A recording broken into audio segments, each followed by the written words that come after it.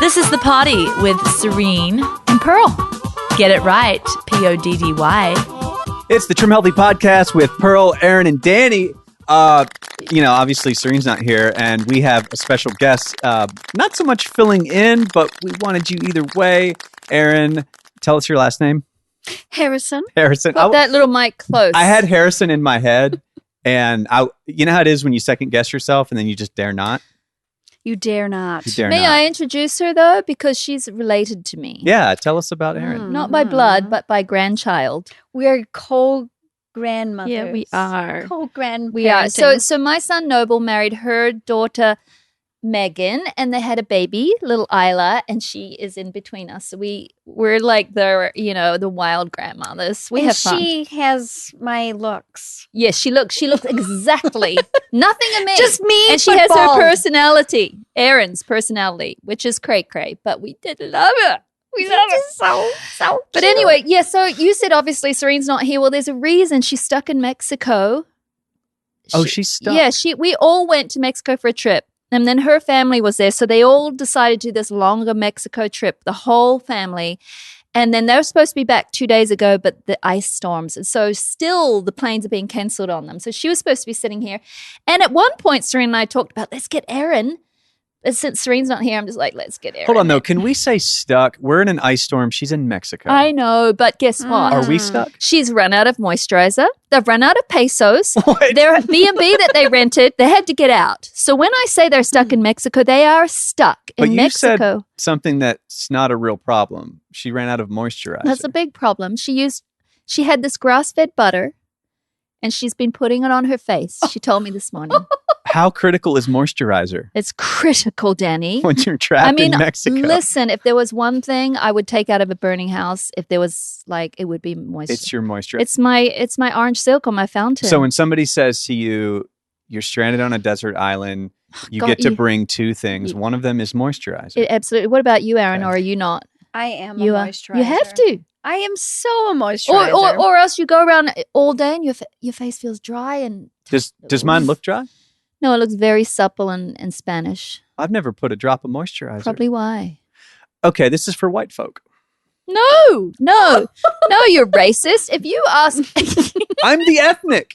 I know, but if you asked any woman, I'm ethnic. she You're is. She's not actually ethnic. mostly. I am. She is. I am a Native Look American. at her. Okay. I was I going to have the say, papers. Look at her hair and imagine it was this. Look at dark this. black. Now look at her face. Look at my cheekbones. I'm seeing She's a little bit. totally native Indian. Yeah. How much a native Indian are you?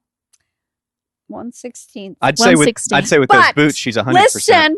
Listen, with these boots on, I'm telling you that I have the papers. I She am has a papers. third Purebred? line descendant of the Mohican tribe. So I virtually am the last of the Mohicans. Whoa, Yes, Daniel you Day-Lewis. are. And you're wearing a special Mhm. little yellow This dress. is a special Mohican. This represents, I think, Erin so much. And you're going to get to know her. We're not just here to chat. There's an amazing story we're going to pull out of Erin that I think is going to be so inspiring for all of you guys. But just may we chat a bit longer. yes. Because look at her Look at little this. yellow dress with her boots. Now, this is so Farm Erin. boots. Now, just look. She has tulle underneath her and dress. pantyhose. Erin's life is just one party, and that's how she dresses, how she lives. Party on, Wayne. But I wanted you Party guys on, to Wayne. get to know her story a little bit. And I think, we share a grandchild and all of that. And so you and I have become close friends. But you, Erin, have inspired me in so many ways. Like when I look at your life, I think of fun, yes, joy. But I do think of sacrifice that has turned into joy, or sacrifice as joy. I'm not sure the way I would term it, but certainly you have given your life away and you have found joy. And I look at your life and I think, wow, how does she do it? But whenever I talk to you, see you, hang out with you, you are one of the most joyful, happiest people I know. So just to I guess shed some background. So you raised 5 children like me. We have that in common. Mm-hmm. And I'll just leave it there and you can kind of start from there. Raise 5 children. raised 5 children. And then in the midst of it, I was homeschooling your Yeah. children. That's right. Yes, that's We right. moved here Yeah. to the sticks. Mm-hmm. And let's just back up to that story because that's pretty funny. That's So we have this guy that comes to the church occasionally, Yeah. and he's always got all these guns on him. We're and talking about everything. Hilltop Church here, my dad's church. Yeah, so he has all these guns and stuff, and we used to have these long, laborious, overkill stories about conspiracies and stuff at our home.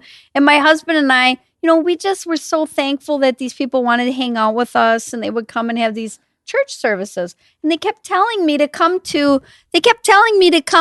this church here in Prim Springs called Above Ruby's Church. And Well, it's not. and then we were like, it's got to be a cult. Yeah. We were so scared. Especially we were like, oh because no. this guy's a guns guy. We were like, oh no, what are we getting involved with? And we refused to go. I thought, there's no way. And then his wife kept saying, Erin, you would so love them because there's 2 women there and they write books just like you. And I thought, really? They write books? Wow, this is getting really interesting.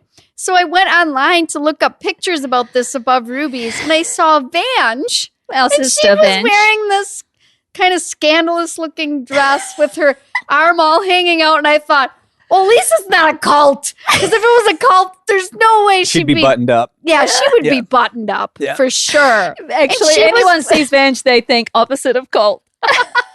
Yeah. And then she was with Steve, your Oh, yeah? brother Steve, and I thought they were husband and wife or something. I don't know. And then I come the first time, and mind you, Adam was there, and he was in Mhm. his Muslim gown. Oh, yeah. So then that was a great impression. Back to cult. Back to cult. Yeah. You've Got got all cult. sorts that come. I know Danny used to come to our Oh, church. He Yeah. knows what it's like. Man, Oh, yeah. It's a riot. Oh, so we come there, and Vange, her whole family thought I was one of Mark's children, and he was a widow. They had Yeah. it all worked up in their brain. I thought that you. I was the yes. special needs daughter You because came. I kept going. Wait, and you came with your 2 teenage daughters. They Yes. were, and I thought you were one of the daughters too. You look young. But then I kept going Yeah. to Vange like this, You and get she would go wavy. back. And then I almost And then got beat so- up there once. you almost Yeah. got beat up there once. Sure, lots of interesting things happen at the Yeah, I Hilltop was- Church. Yeah, I was being unruly with her brother and sister, as usual. Mhm. And In the middle of church. in the middle of church, yeah, because it's just a riot there. You just talk and interrupt and stuff. And this older fella didn't like it, Mhm. and he gave me a talking to Oh, afterwards. End of story. End of story. Wow. But we do need to get to the Yes. meat of the story, Erin. So so then I homeschooled your children. We moved Yeah. up here you moved. You realized we weren't a cult. after your house burned down. That's right. Well, we were going to move in. And our then- daughter, my son and your daughter were little 14-year-olds fell in love. They fell in love. We were like, what do we do with this Well, then nonsense? they were just- They're 14, but they fell in love. They did. And I was the ultimate chaperone because Yeah. I was teaching them every Yeah, day. So that was right. just brilliant. That's the wasn't it? title of a movie. They're 14, but they fell in love. Yeah. Hey, look, they She got said married. 14. They got married and had a baby. I know. And it was just Someone amazing. just like dropped milk on their counter, like 14. Y'all just moved past it quickly. I just wanted to camp for a minute. And I was just, They did. They did. They literally fell in love, and we were like, they're too young. But we thought we kind of let it happen.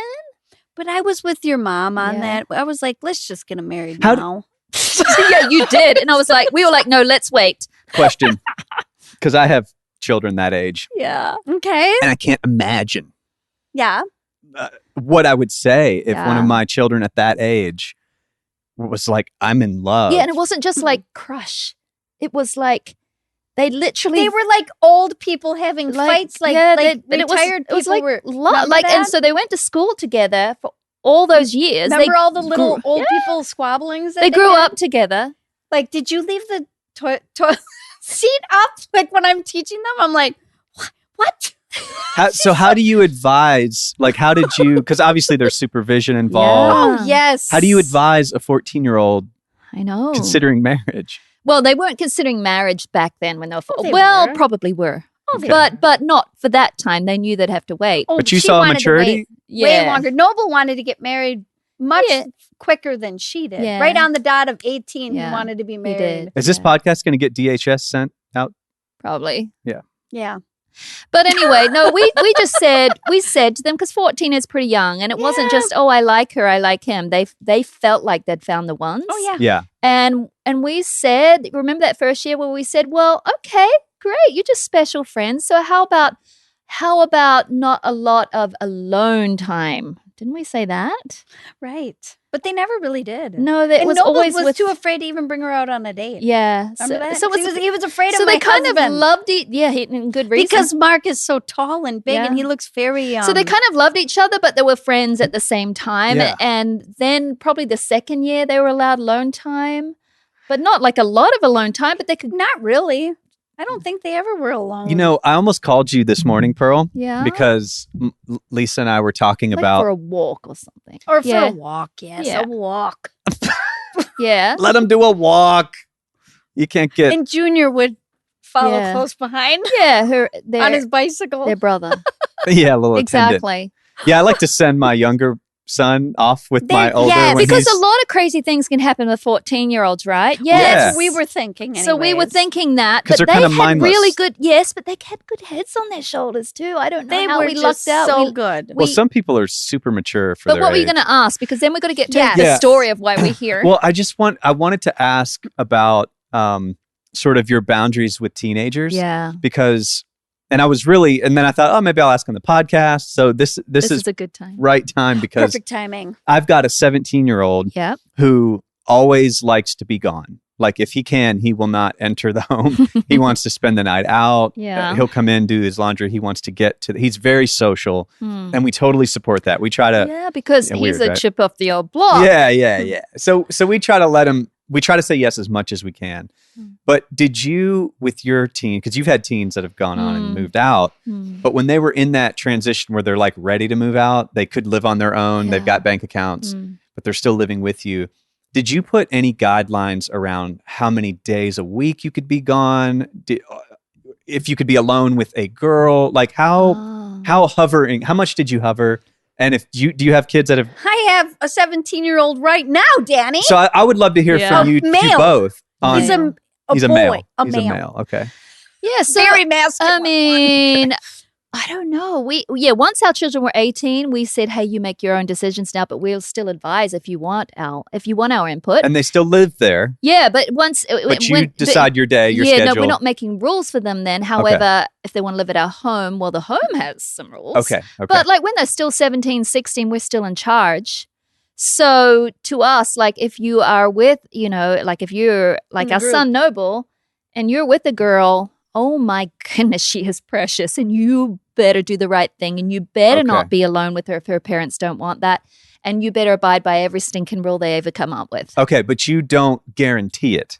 Like once he drives out of the driveway, No. you're not like, hey, make sure there's another person in the room. Like you can't be alone. Like how much? We weren't that much, were Okay. we? You weren't either? You and 'Cause I think I'm parent too very much. similar. Yes.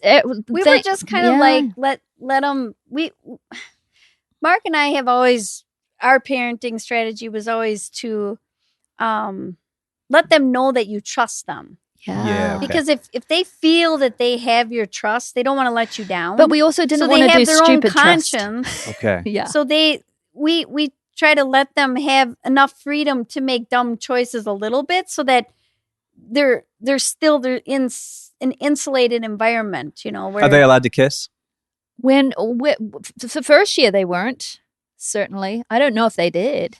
But certainly when they were like getting there's talk. yeah. But we don't know for Well, sure. I do think that okay, we're talking to a lot of Christians in our podcast here. Some are not.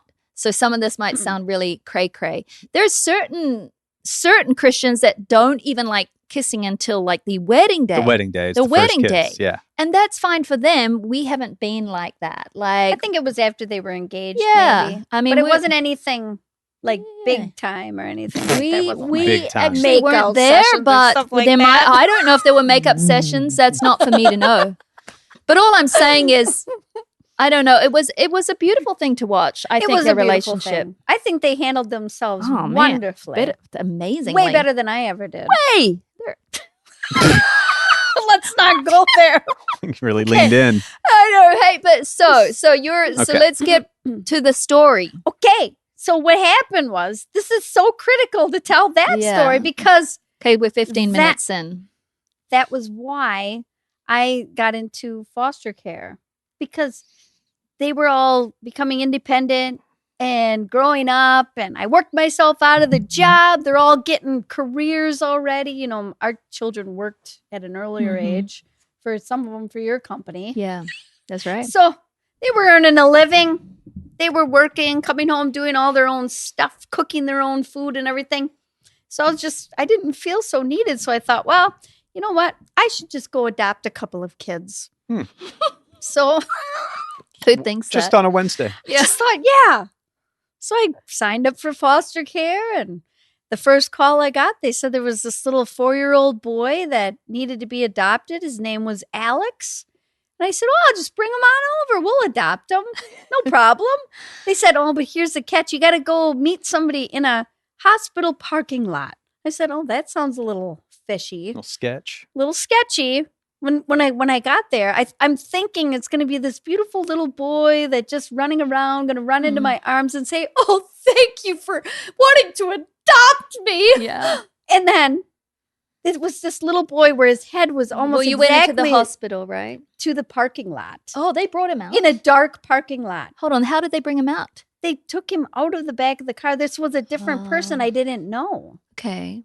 They pulled him out from the back of this car seat, and I could see his head was almost this. His head was bigger than my head, Yes. and yes. it was And almost his little as big body, as- his little body was about the size of the head. Yeah. Yes.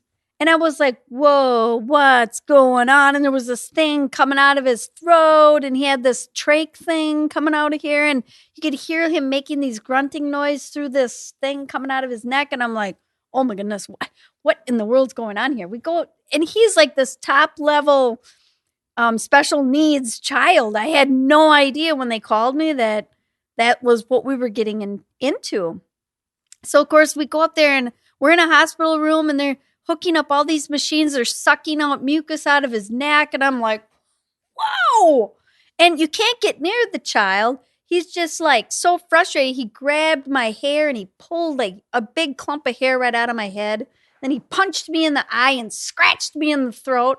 And I was like, oh my goodness, what is going on here? And he had this tube feed, and his belly was out like an Ethiopian type belly, like way distended. And they were feeding him through this tube. And I was like, oh my goodness. So I come home, I ask Vange, I ask her parents, I ask my parents, get some wisdom on this matter. Should I take this kid or not? Or But what did they said to you?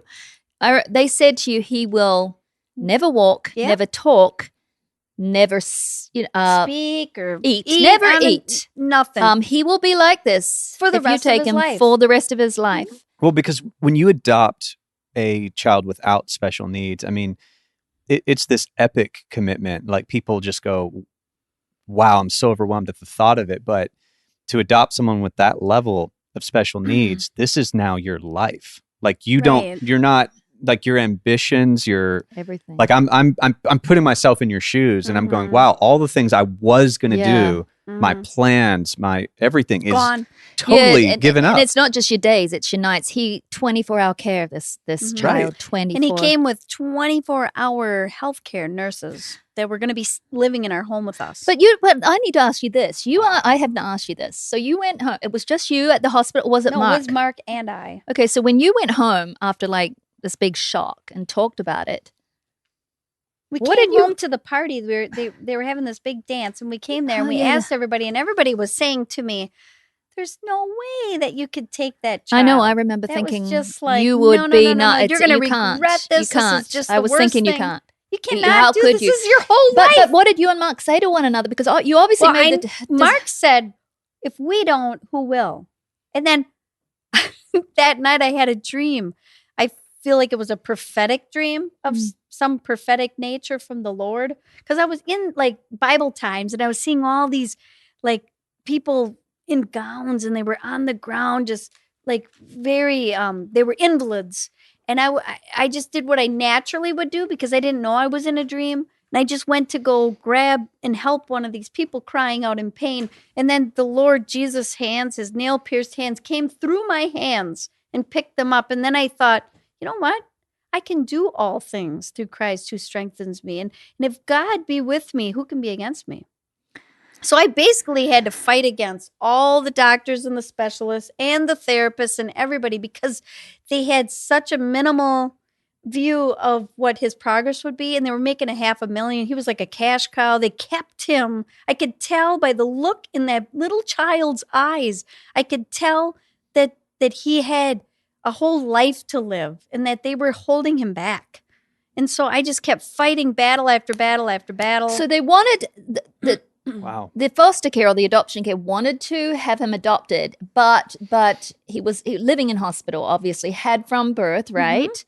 At one point you found out he was a twin. Yep. And you are in wonderful contact with the mother now, but she just couldn't look after him. She kept the other twin, right? And the DCS told her that he had died because she was so heartbroken. She lived in the projects in Nashville and she didn't have any money and both of her parents were murdered and the guy ran off from her, so he didn't take any responsibility. And here she was with 2 little twin boys that were born at 27 weeks gestation, and one of which was Alex, and the other one, interestingly enough, his name was Erin. Wow, really? And that's my name. Wow. So it was like unbelievable. So they wanted him adopted out, but then the hospital was not willing to let him go, was not happy to let him go, right? Well, he was there for 1.5 years, and she couldn't physically or financially care for this child. Oh, and she had him till he was 1.5 years. Oh, I did not know that. Yes. She had him at home? Yes. No. No, in the hospital. She just would come frequent to the and hospital. So she thought he died? Well, she was always bothering them about how he was doing. She wanted to see pictures of him, and they just got sick of it. They had him in 4 different foster homes before us. All right. And so they just told her that he was dead.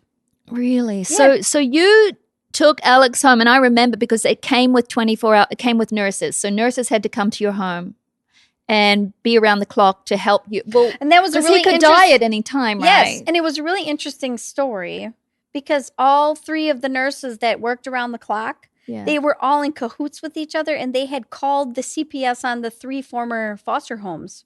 So I knew that I was smart enough to know that we would be next, and we were. They called CPS on us, and they came to pick up Alex, and they just lied. I was smart enough because I'm kind of a conspiracy theorist. So that's another thing I am. So I put cameras up around the whole house, so I knew it was coming down the pipeline. Yeah. And so when they tried to take him away, I just showed them all the evidence that they lied about everything. And then they got all fired. Yeah, so I remember that, like, you had help at first because, these nurses, because he can't breathe on his own, eat on his own, do anything on his own. So at any time during the night he could, so there has to be someone always up, right, with him, always on board. They had to have their eyes on him at all times. I remember all the nurses went, and it was just you and just Mark with such high special needs. And so, but you always told me, Pearl, and me of little faith. Now I'm such a faith person, but back then I was just coming into my faith. I was such a baby faith girl, and she would tell me, Pearl, oh, he will walk. Oh, he will speak. He will eat. And I'll be thinking in my head, well, I'm not sure about that, Erin. Everybody thought that way. But now I'm with you, right? Because he does. He does, but I believe in bigger things for him. But so I remember, he walks. Oh, he runs. He runs. We're going to tell the story of how this all happened. So then you were there, and everyone said, the doctor said, well, you can't do it on your own. There's no way you could do it on your own. And then you just said, well, just watch me, right? Yeah. So pick it up.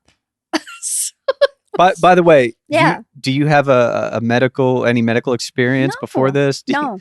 Do you know training and caring for someone like this? Nope. Okay. But I thought it was easy because I did care for my daughter, Molly, is a type 1 diabetic. So I had some sort of like taking care of her needs I felt like it was a lot harder because it was a lot of unpredictable type stuff with the food and taking the shots. So with Alex, it was just really cut and dry. It was like, oh, okay, you just check this, you suck the throat out, and then you have to. Yeah, but I've seen you do this, and it's not it's not easy. It's not. It's like a couple of scary moments. Do you remember once you asked me to watch him? Yes, I did it for a joke. Pearl. And I said, no, I can't do that. That's just I beyond. said, oh, it's so easy. All you do is just put this tube down the neck and then you suck it out. And she's like, what? Pearl's had all these kids, but somehow there's this part of Pearl that's like a single girl from Malibu. Yes. Like there's just this whole side of her She's that's not just going to like, be sucking ew. necks. I said to out. Vange, Yeah, sucking necks. I said, text No. to Vange, why she asked me? Of all people, Right. me.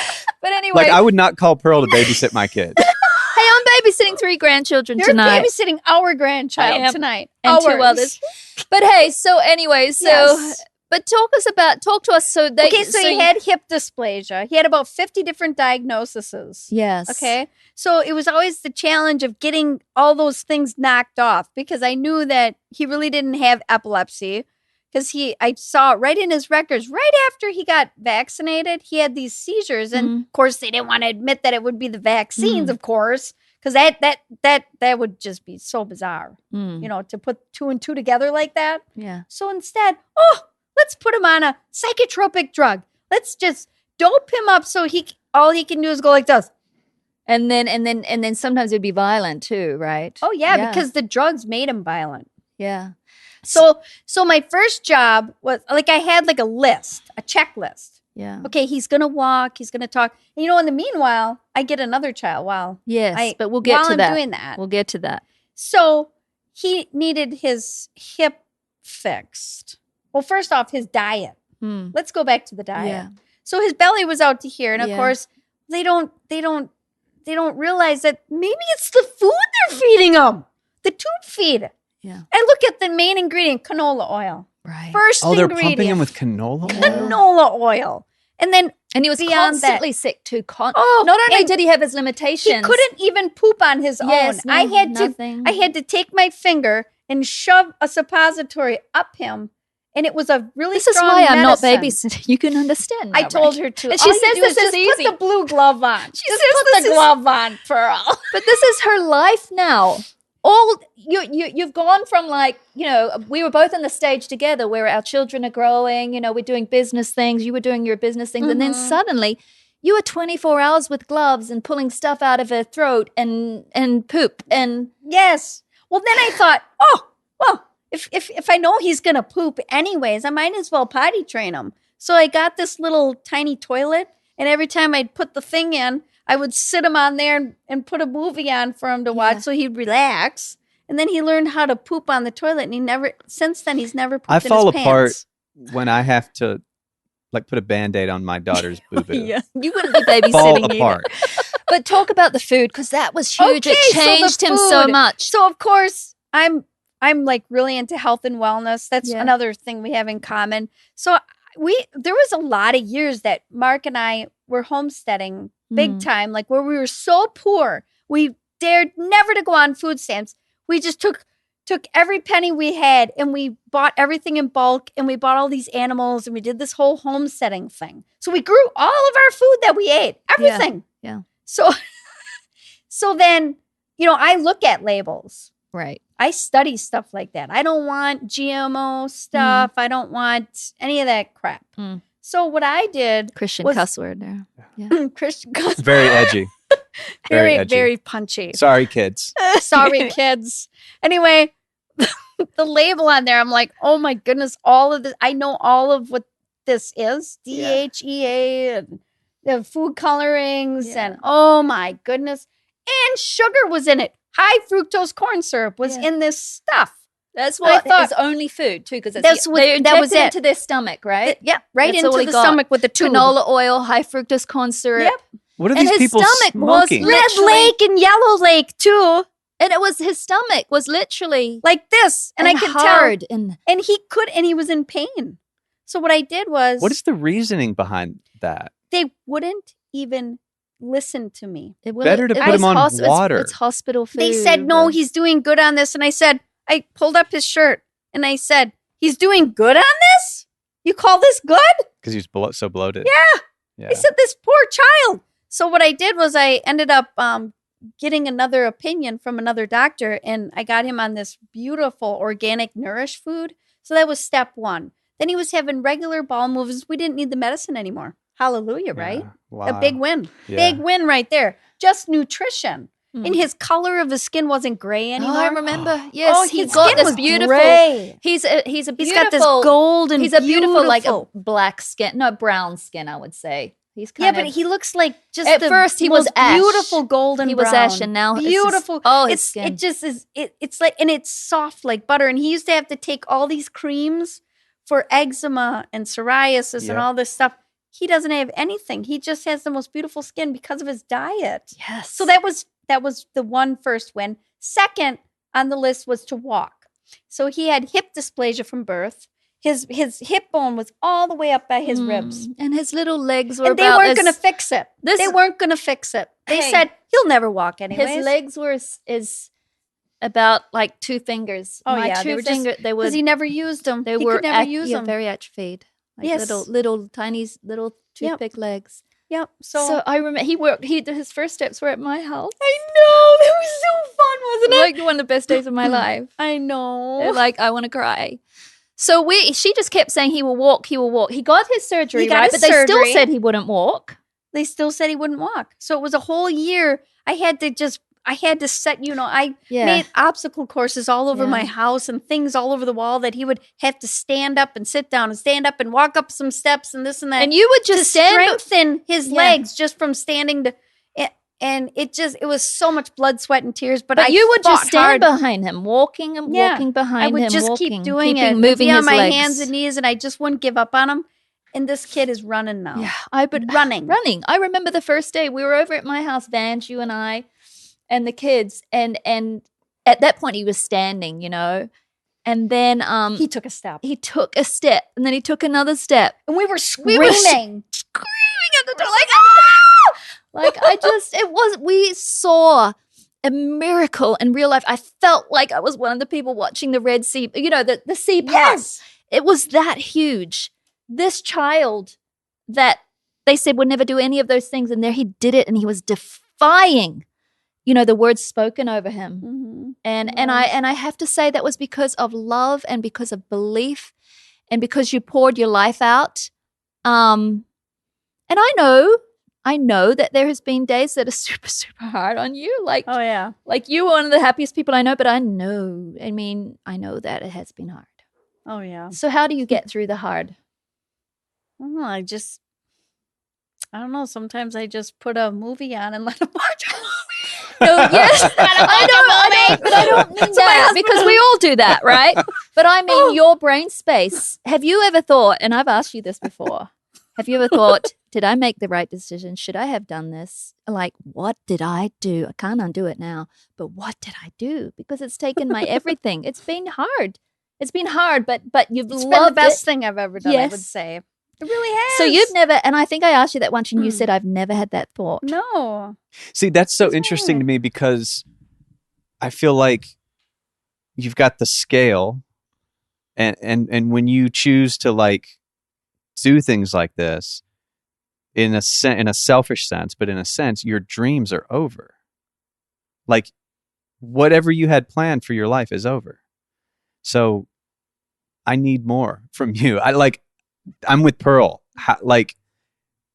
I feel like we're trying to hack this mentality. Like I want this for me too, because I mean, I have said no to like easy stuff I should have said yes to. And it just because I want to make my dreams come true, or I want to live my life. I want to do what I had planned to do. I want to go on that trip to see my friend in California or whatever. And to take on certain responsibilities would mean that's not happening. And so, I mean, I'm in awe, but I'm also like, how, what is the secret? How do you get through? How do you make that decision? Like you knew when you took on adopting children like this, or did you? Did you think of it that way? I mean, what's your mindset? I don't know. I just thought of it day by day. Like every day was a new day. I didn't think of, because I was disabled myself for about 6 years. I couldn't walk. I was in a wheelchair. Okay. And I had intense pain. So for me, I learned through that experience I learned that life was a gift, and every day was like just I couldn't think about tomorrow because thinking about being in chronic pain for another day was just overwhelming to me. So I got into this mindset of just every day, just taking it minute by minute some days. And I just started that habit, and I've kind of, it is how I live my life. I have to say, Erin, Danny, you kind of actually have lived parallel lives with Erin in a way, because she's totally the what if you could woman. Like, you grew up in Memphis in the hood, and you are a father now of 4 children. And certainly we know your parents, they're beautiful parents, but you grew up with some hard stuff, Erin. You share it in your book. And, there was major abuse. There was many things, many crazy stuff that happened to you. Even being abducted in a foreign country, and I was trafficked. Yeah. There's stuff my that's organs, happened to this little put in a lovely cage. Christian lady in her little yellow dress. But you are one of the most people that I know that carries a mindset of, like you said, I can do all things through Christ. Yes. That's what you wear as your identity. And I believe every word of the Bible. Yeah. I don't take it figuratively or spiritually. I take it word for word as if it was written right to me. Did you say you were trafficked for your organs? Yes. Mm-hmm. Which organ? All of them. Well, you were in Peru at when that I time. was It didn't actually Peru. have. They didn't actually. No, she got out. No, because I had to escape. Because I had to break it would have out. killed you. Oh yeah. They were gonna. I had to actually physically, strategically break out of a cage and run for my life. This is why I don't travel. But that's a whole. We have to have you back for that one. But we need to get to 2 things I because know, we're at I'm like, 36 minutes. we could need do a hours. series, right? But we need it. But but now we have to talk about the fact that he is feeding himself now. I know He eats his food all by himself with now, a spoon. Oh my goodness! You don't know how big that is. Therapist, My body can't even take this podcast. Well, Like I need to run. The feeding therapist kept telling me, "You're doing it all wrong." He's not ready to eat like that. And I said, he is too. And I had to fire all of them. I had 3 different feeding therapists. This is not to say we don't love doctors and therapists, right? Because you've But I actually had some good friends. They didn't, they said, no, this never works. And I asked her, I said, give me the case study. Tell me, when did you see this not work? What I'm doing? Okay. I know why. Because you don't have any case studies. Because guess why? Nobody else would do this insanity as I'm doing. No one. I know that I'm unique. Yeah, so nobody else would.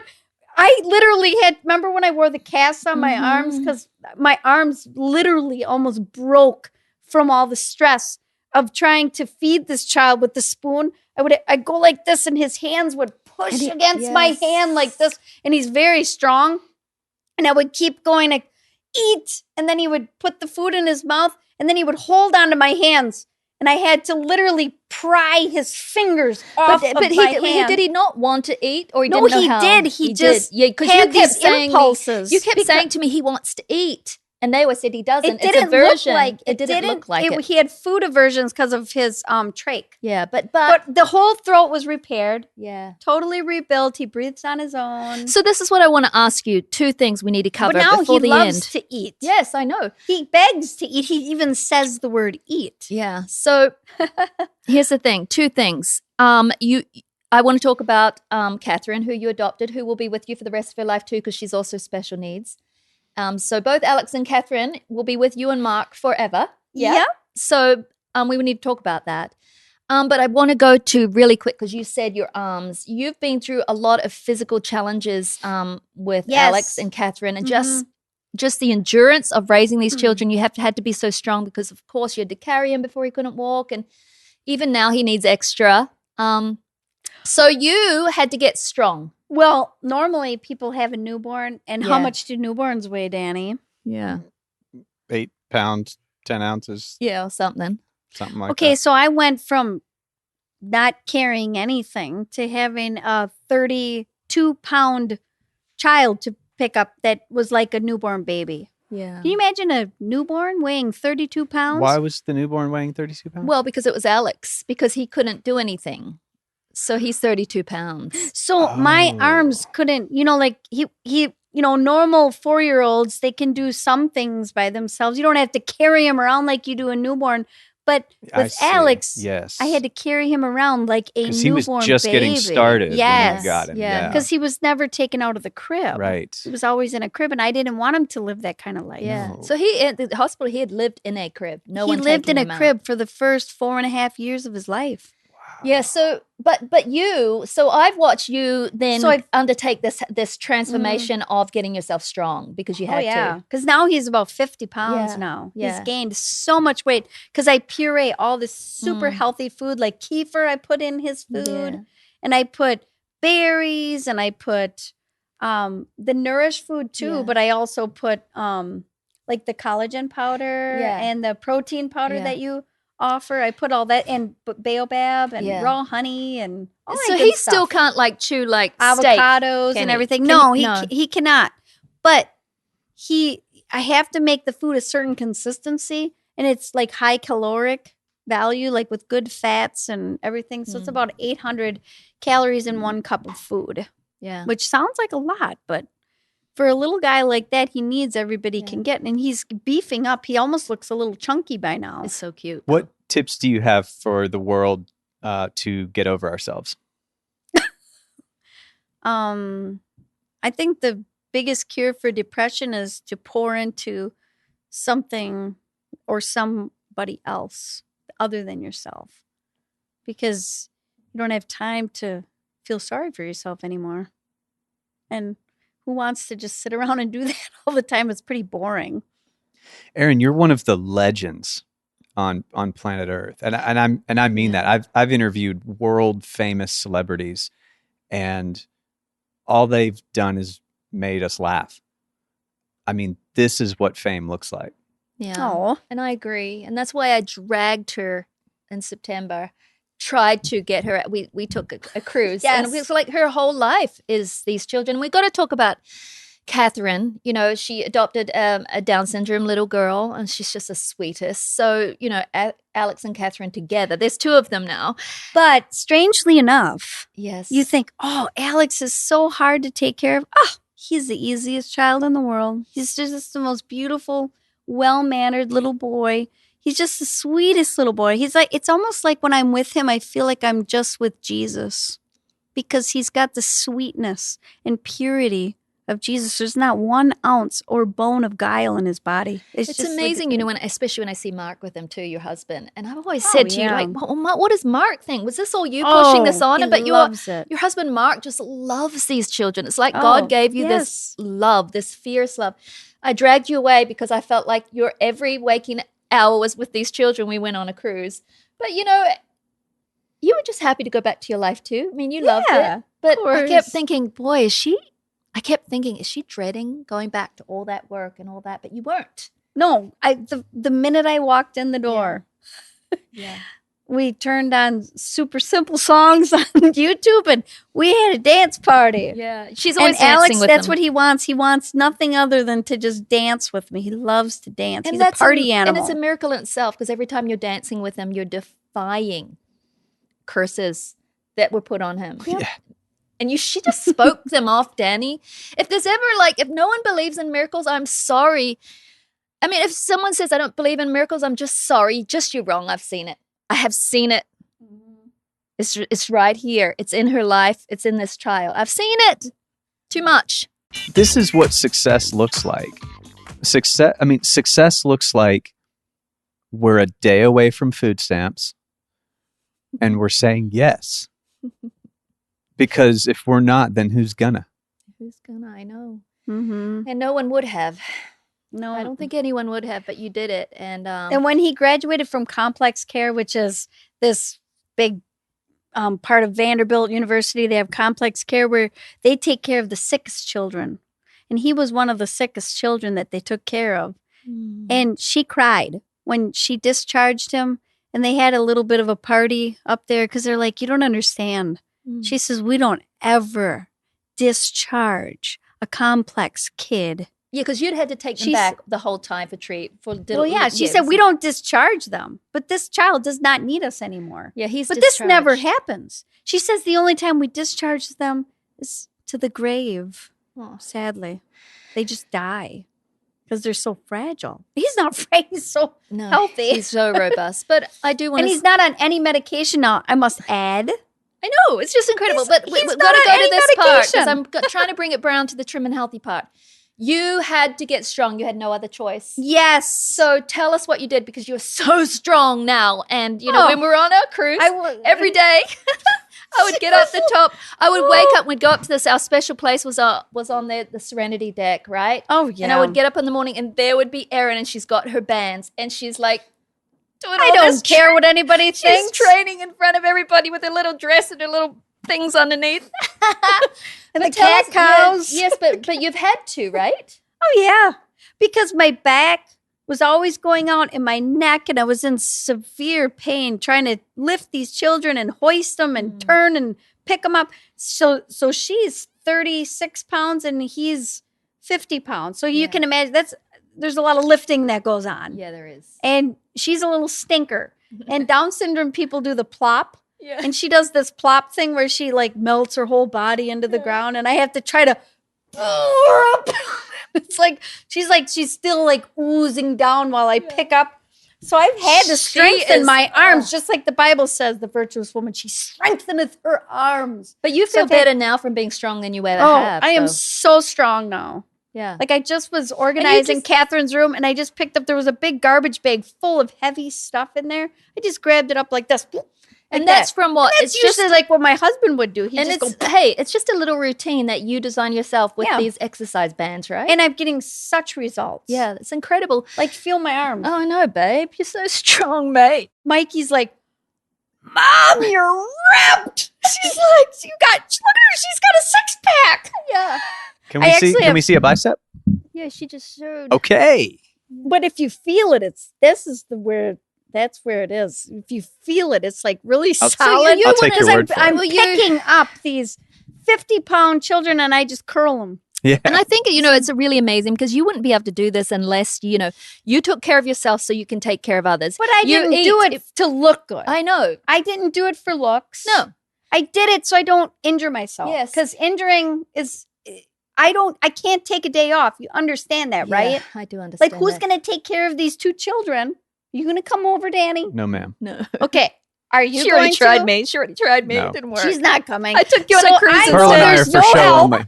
There's no help on the way. So Erin has to take care of herself and Erin has to be strong so I don't get injured. And so that's what- why, like, what you're we do. huge. You do. I mean, you do your kefir daily, right, for your Yep. gut. And what else do you do? Always. Collagen. Yeah. And I take a lot of supplements too. Yeah. I do. I'm constantly And you trying do to work what? on my And you do immune system. sourdough bread, I yogurt. juice Yeah. every day. Yeah. I juice. I take. But you have to. Yes, I have to do all of it Yeah. because without my health, how can I take care of their health? Let's talk about Catherine because we got to go because she's a precious one. Yeah. But she's like taking care of 10 Alexes. yeah.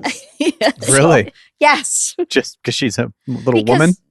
because she is a diva. Yeah. She really is. She's- We brought her to the specialist because she just had her tonsil and adenoids surgery because she was like choking on food.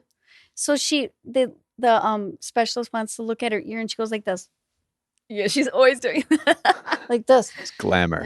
Yeah. She's got this luscious, beautiful black long Oh, she's hair. gorgeous. She's absolutely She beautiful. actually is really beautiful, but she's the Dickens. Mm. She's got a very, very strong spirit, which is good because she's very high functioning. When I first got her, she was like a little blob and she couldn't really do anything. She was only a year old. And then I just worked with her all the time and talked with her all the time and just treated her like she was a normal child. And she is rising up. She helps me load and unload the dishwasher. And she does it like better than most adults do it. I'm not even kidding you. She'll get with the cup and she'll go like this and put it in the dishwasher perfectly and slide it over. And she'll like put all the dishes away properly and she organizes silverware in the right compartments. So And- would you say that your life then has been enriched? Absolutely. 1,000%. Yeah. Yeah. It's amazing. I look forward to I'm dancing all day long with these children. They're my biggest fans. I don't need any other fans. I really don't because they're just so happy to see me twirl and dance. But I'm just going to say, feel like if I you're- do all my ballet in front of them and they're just like this every time.